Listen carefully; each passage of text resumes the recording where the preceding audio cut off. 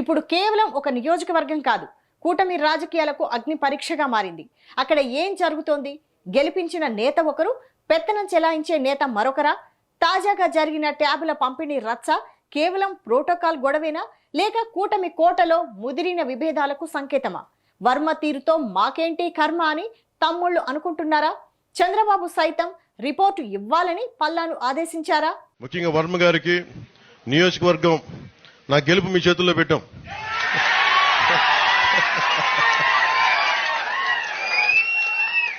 So మనస్ఫూర్తిగా నాయకులు, తెలుగుదేశం నాయకులందరూ నేను ఒకటి చెప్తున్నా, గెలవాలంటే గెలవచ్చు, అలా కాదు కదా, గెలుపు చిరస్థాయిగా ఉండిపోవాలి, మర్చిపోయేలా ఉండిపోవాలి. ఏపీ రాజకీయాల్లో పిఠాపురం ఎప్పుడు హాట్ టాపిక్. కానీ ఇప్పుడు అక్కడ జరుగుతున్న పరిణామాలు కూటమి ప్రభుత్వానికి కంటి మీద కునుకు లేకుండా చేస్తున్నాయి.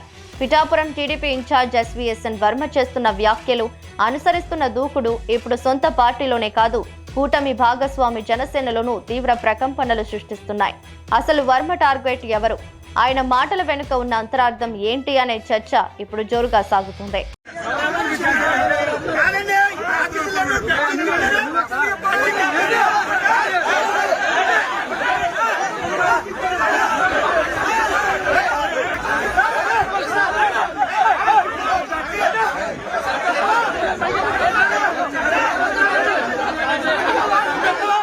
తాజాగా డ్వాక్రా మహిళలకు ట్యాబుల పంపిణీ కార్యక్రమంలో ప్రోటోకాల్ రచ్చవీధన పడింది. ప్రోటోకాల్ పేరుతో వర్మ అండ్ టీం అధికారిని నిలదీయడం, దానికి ప్రతిగా మాజీ ఎమ్మెల్యే పెండం దొరబాబు వర్గం రంగప్రవేశం చేయడంతో అది పొలిటికల్ వార్గా మారింది. చిలికి చిలికి గాలివానలా మారిన ఈ వ్యవహారం చివరకు మీడియా ముందు పరస్పర సవాళ్లు విసురుకునే స్థాయికి వెళ్లింది. ఇది కాస్త సోషల్ మీడియాలో వైరల్ అవ్వడంతో టీడీపీ అధినాయకత్వం సీరియస్ అయింది. అందరూ గోలాడుతున్నారు, అన్నగారు మా పరిస్థితి ఎలా ఉన్నారు, మీరు కొత్త టీం అంతా వచ్చేసి మీదడిపోతున్నారు.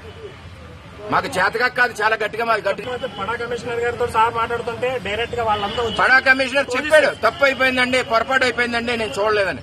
గొడవ అక్కడితో అయిపోను, మీదడిపోతుంటే ఇప్పుడు ప్రోటోకాల్ లేకపోతే పడా కమిషనర్ తప్పింది చెప్తాడు. సారీ చెప్పని పనే వచ్చింది, గబా తీసేవలసిన పనే వచ్చింది. చాలా టూ మచ్ గా ఉంది ఈ నియోజకవర్గంలో. మేము ఇక్కడ పుట్టి పెరిగాం, మేము ఎక్కడి నుంచో దత్తలు రాలేదు ఇలికిలే. అయితే వర్మ మాటల్లో ఒక రకమైన ఆవేదన, అసహనం స్పష్టంగా కనిపిస్తోందని విశ్లేషకులు భావిస్తున్నారు. తనకు తగిన పదవి దక్కలేదన్న అసంతృప్తి ఆయనలో గూడు కట్టుకుందా?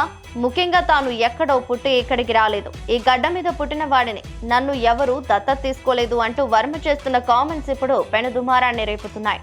ఈ వ్యాఖ్యలు పరోక్షంగా Pithapuram MLA deputy CM Pawan Kalyan ఉద్దేశించి చేసినవేనా అన్న చర్చ జోరుగా సాగుతుంది. స్థానికుడిని అనే కార్డు ప్లే చేస్తూ పవన్ కళ్యాణ్ బయట వ్యక్తిగా చిత్రీకరించే ప్రయత్నం వర్మకు రిస్క్ గా మారుతోందనే ప్రచారం నడుస్తోంది. కూటమిలో ఇటువంటి తెచ్చుకోకూడదు.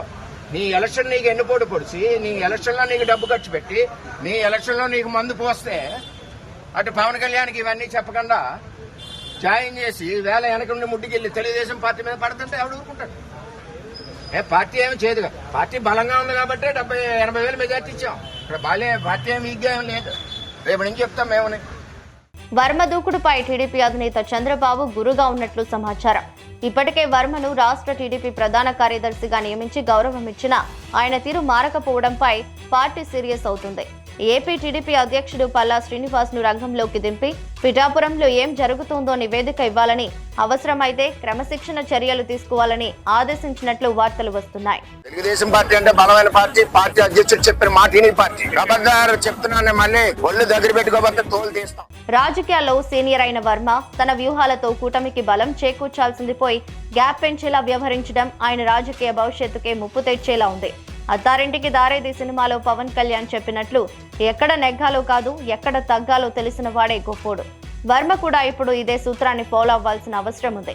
ఫైర్ బ్రాండ్ ఇమేజ్ ఉన్న వర్మ తన దూకుడును తగ్గించుకుని కూటమి ఐక్యత కోసం పనిచేస్తారా, లేక తన పంతంతో రాజకీయ పతనాన్ని కొని తెచ్చుకుంటారా?